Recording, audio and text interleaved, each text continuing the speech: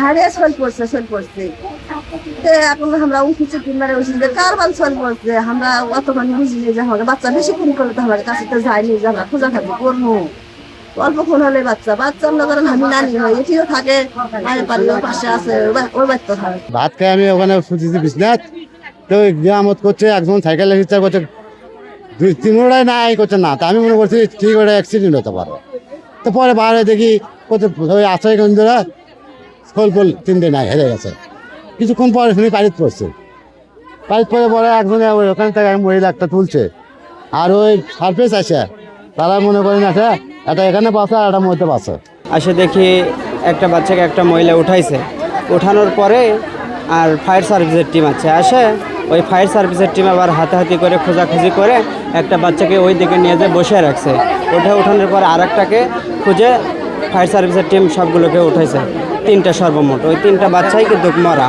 ওরা হয়তো বা ওই তিনটা বাচ্চা একসঙ্গে খেলাধুলা করতে করতে পুকুরে বল অথবা ইয়েটি ওখানে ধৌত করতে আমি গোসল করতে করতে হয়তো সেখান থেকে ওদেরকে নিয়ে চলে গেছে এই পর্যন্ত আমি এসে দেখলাম।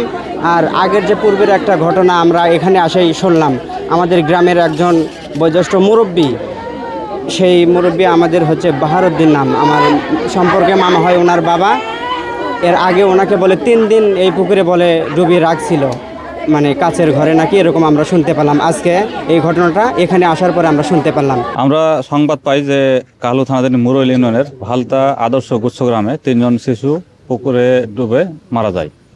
উক্ত সে সংবাদ পেয়ে আমি ঘটনাস্থলে আসি। ঘটনাস্থলে এসে 3 জন শিশুর লাশের সরতাল প্রস্তুত করেছি। স্থানীয়ভাবে প্রাথমিকভাবে জানা যাচ্ছে যে 3 জন শিশু প্রথমে তারা ফুটবল খেলতেছিল। ফুটবল খেলার শেষে তারা পুকুরে গোসল করতে নামে। গোসল করতে নেমে তারা 3 জন ডুবে মারা যায়, পানিতে ডুবে মারা যায়। প্রথমে একজনের লাশ ভেসে ওঠে, তারপর তার পরিবারের লোকজন তাকে উপরে তুলে নিয়ে আসে এবং দেখা যাচ্ছে মারা গেছে। পরবর্তীতে আরও পরিবারের যে আরেক পরিবারের 2 জন শিশু তাদের খোঁজাখুঁজি এক পর্যায়ে জানা যায় যে তারাও পুকুরে ডুবে গেছে। পরবর্তীতে ফায়ার সার্ভিস এবং স্থানীয় জনগণ তারা ওই 2 জন শিশুকে উদ্ধার করে। আনুমানিক 12টার সময় পুকুরে নামে এবং দুপুর 1টার দিকে তাদের লাশ উদ্ধার করা হয়।